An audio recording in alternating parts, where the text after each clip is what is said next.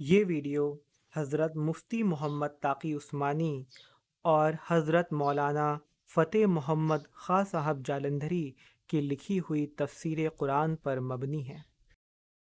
السلام علیکم۔ میں اپنی بات شروع کرتا ہوں اللہ کے نام سے جو بڑا مہربان نہایت رحم والا ہے۔ آسمان اور زمین کا سارا علم اسی کے اختیار میں ہے۔ بے شک وہ بڑی بزرگی والا، بڑی حکمت والا ہے۔ پچھلی ویڈیو میں ہم نے سورہ انشراح کے بارے میں جانا تھا۔ اس ویڈیو میں ہم سورہ عصر کے بارے میں جانیں گے۔ شروع خدا کا نام لے کر جو بڑا مہربان نہایت رحم والا ہے۔ عصر کی قسم کہ انسان نقصان میں ہے، مگر وہ لوگ جو ایمان لائے اور نیک عمل کرتے رہے اور آپس میں حق بات کی تلقین اور صبر کی تاکید کرتے رہے۔ اس سورہ میں اللہ رب العزت نے ہمیں بتایا کہ جو لوگ ان چار چیزوں سے دور ہیں وہ نقصان اٹھانے والے ہیں۔ یہ چار چیزیں ہیں: پہلا، ایمان، یعنی اس بات پر ایمان لانا کہ اس ساری کائنات میں ایک خدا کے سوا اور کوئی دوسرا خدا نہیں، ایک اس کی طاقت کے سوا اور کوئی دوسری طاقت نہیں۔ اس بات پر ایمان لانا کہ حضور اقدس صلی اللہ علیہ وسلم اللہ رب العزت کے پیغمبر ہیں، رسول ہیں۔ ان کے ساتھ ساتھ سارے پیغمبروں پر ایمان لانا۔ اس بات پر ایمان لانا کہ ہمیں ایک دن اللہ رب العزت کے سامنے حاضر ہونا ہے اور اپنے اعمالوں کا جواب دینا ہے، یعنی آخرت پر اور جنت اور دوزخ پر ایمان لانا، یعنی اس بات پر ایمان لانا کہ یہ قرآن اللہ رب العزت کا نازل کیا ہوا کلام ہے اور اس کے پہلے جو کلام اللہ رب العزت نازل کر چکے ہیں ان پر بھی ایمان لانا۔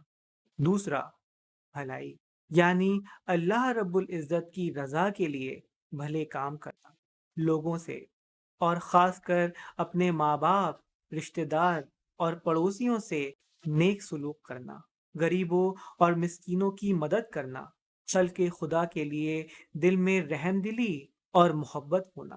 تیسرا، حق، اس کا مطلب ہے کہ حق کے راستے پر چلنا، یعنی سچائی کے راستے پر چلنا، انصاف پر قائم رہنا، ایمانداری سے کام کرتے رہنا، ناانصافی، بے ایمانی اور حق تلفی سے دور رہنا، اور ساتھ ہی ساتھ باتوں کی سچائی، ان کی حقیقت تک پہنچنے کی کوشش کرتے رہنا۔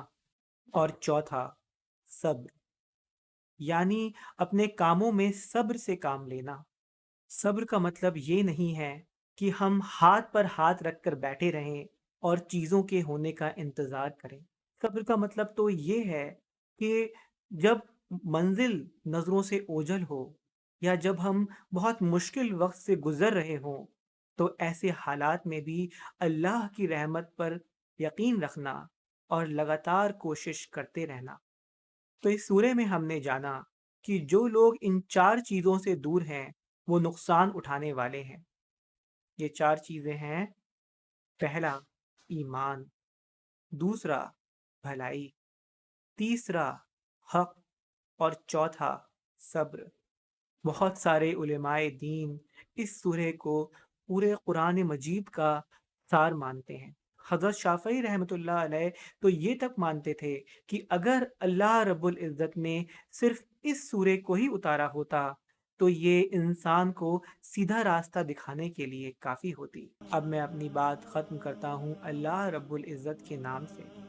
میں اپنے رب سے دعا مانگتا ہوں کہ وہ مجھے اور آپ کو ایمان کی دولت عطا کر دیں، کہ وہ ہم میں بھلائی پیدا کر دیں، کہ وہ ہمیں حق کے راستے پر چلا دیں اور ہمیں صبر کی توفیق عطا کر دیں۔ اب میں آپ کو اگلی ویڈیو میں سورہ عادیات کے بارے میں بتاؤں گا۔